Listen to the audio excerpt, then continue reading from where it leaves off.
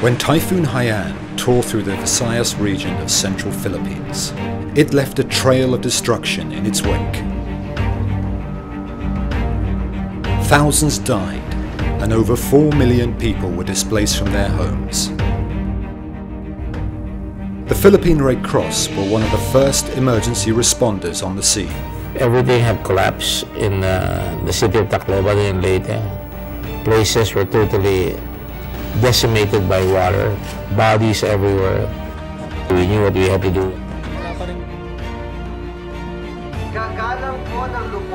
Hundreds of volunteers were deployed from chapters across the country to join the response. The focus was on providing survivors with food, water, shelter and emergency medical care. A logistics hub set up in Cebu received relief items sent by Red Cross and Red Crescent national societies from across the globe. On its part, the International Federation of Red Cross and Red Crescent Societies mobilized 13 emergency response units. With over 2,000 health facilities in the region badly damaged, caring for the sick and injured was an immediate priority.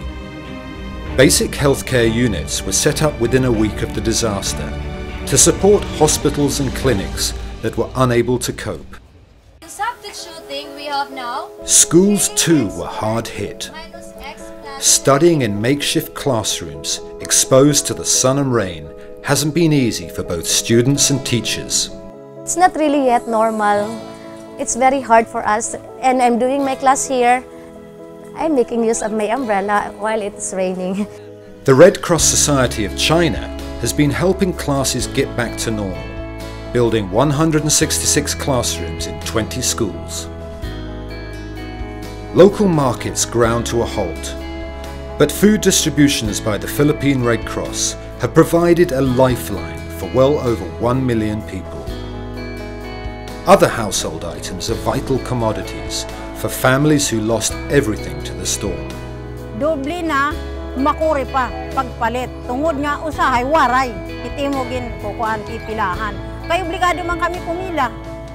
Dako ko din nga kabulig nga naihataghan Red Cross sa amon nga mga item kay ini napaka-importante hamon.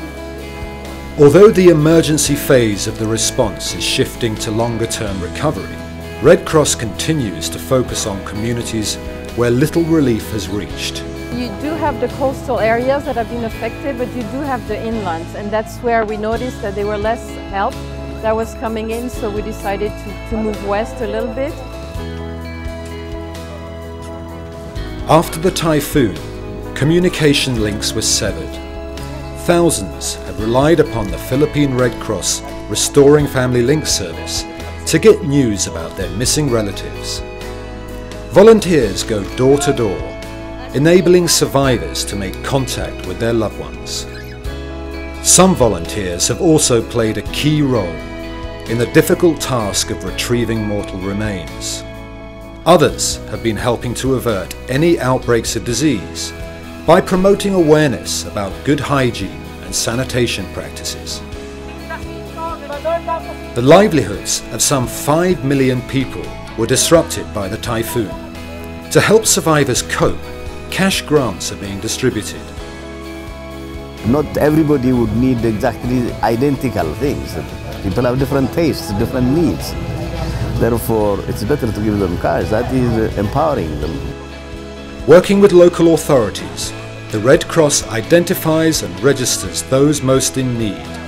Cash payments are then made through remittance companies.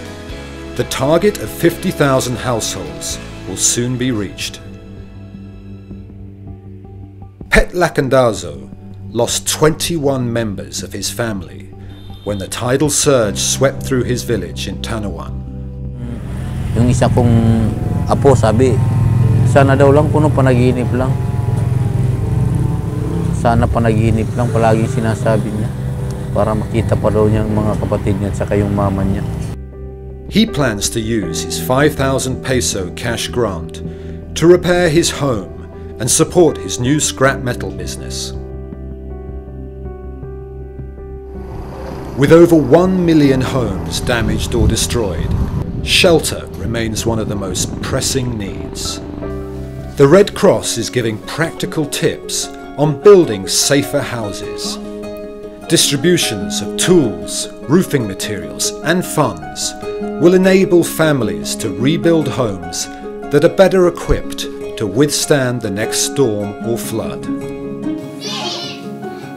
As well as helping with the physical recovery of communities, the Red Cross is also helping to heal the emotional scars left behind by the disaster.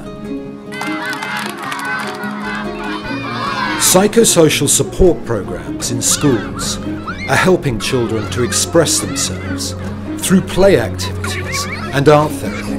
So far, I saw that psychosocial support, the children I think are totally forgotten all their experiences after the typhoon. They are enjoying, and even the volunteers from the community.